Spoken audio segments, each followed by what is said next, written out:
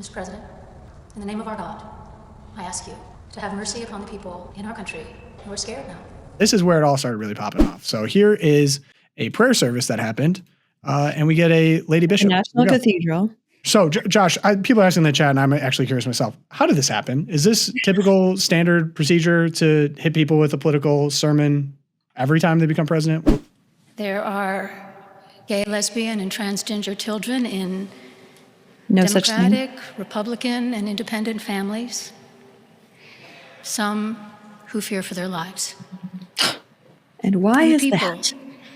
The people who pick our crops and clean our office buildings, who labor in poultry farms and meat packing plants, who wash the dishes after we eat in restaurants and work the night shifts in hospitals, they may not be citizens or have the proper documentation.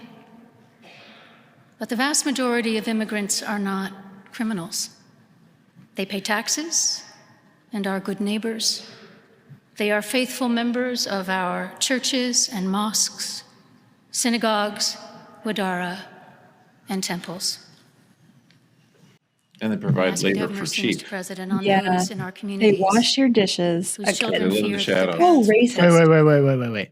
Those in our communities whose children fear that their parents will be taken away.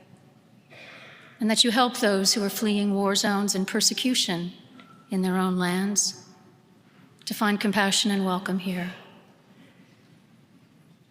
Our God teaches us that we are to be merciful to the stranger. There it is. Oh, you said it. There it is. Had to fit that in there. So, Josh, what's going on here? So it has been a tradition for a good, 70, 80 years now for the president to be invited to the National Cathedral and to attend services there. I mean, it's, we're still, the tradition of our country is like, a Protestant, country. So, and obviously we've really only had technically half a Catholic president. I don't want to give Jack Kennedy a full 100% on that one, but so, the National Cathedral sort of is a stand-in for any kind of mainline Protestant, president, come on in, and so to me, to hijack that moment and to scorn and scold the president with silly left-wing talking points, I think is a disgrace, because you're gonna break this tradition. And I just feel like, JD Vance, next time there's an inaugural, maybe you should consider the Basilica of the National Shrine of the Immaculate Conception, a little bit bigger of a crowd. I mean, think about this. So, they literally are. John Podhoretz made the point that Trump was elected by 77 million people, and the number of Episcopalians in the entire United States is only 1.5 million. In fact, the size of the D.C. Episcopate of the Anglicans is only 38,000. There's more people going to listen to this loopcast that are members of that church. I mean, it's crazy. I like that perspective. Wow. So if you were wondering how our new Catholic guy, JD Vance, getting through this, he hits us with another very millennial Jim from The Office look. So yeah, this was how he reacted. And he's listening to the speech here. And bang. He looks at Usha like, can you believe this? This face right here is killer. Yeah. Now, on he's a nicer man than I would. I would have popped up and walked out. See you later. And then on a sincerity note, this woman who also pretty famous for George Floyd stuff. She's super sincere and not chasing clout, because she's going to show up on The View today and showed up on CNN this morning. So I'm sure this has nothing to do with getting out political messages or gaining some clout. Hey, she's just a prophetic voice in the wilderness, preparing the way of the Lord. I mean, on The View, right? And also, how I'm almost disappointed that the best criticism against rampant illegal immigration that has led directly to the death of hundreds, if not thousands, of Americans is Jesus said somewhere, welcome the stranger. That's literally the most robust theological argument to allow a servant class that she even acknowledges in this speech to not have the protections of a normal American, to be abused and taken advantage of,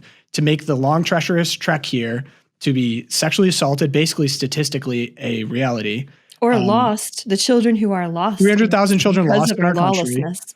Right. And I'm happy to report that executive orders followed on this, and Tom Homan followed through. He's already detained, arrested 308 dangerous criminal illegal aliens in our country. This to Including one that me, raped a minor. totally. And this feels silly and inconsequential. Yeah, I think that too, there's a few people in the chat saying, hey, I don't go to church to hear politics. And I have been thinking about that because, you hear this bishop get up and or bishopress, I guess, she gets up and she makes this statement in front of them. And I was trying to think, would I have applauded if Joe Biden had gone to Mass down at St. Matthew's Cathedral and the priest there had actually used that opportunity to publicly call him out on abortion and on his persecution of Catholics through his DOJ? So I don't know if it's quite right to say, well, she shouldn't have brought politics into church, because we do have convictions, and we do have a say in the public square. It's just the way that she did it and the message that she gave is actually antithetical to the Christianity that she professes to represent. Yeah. I don't know, Josh, I'm sure you have thoughts.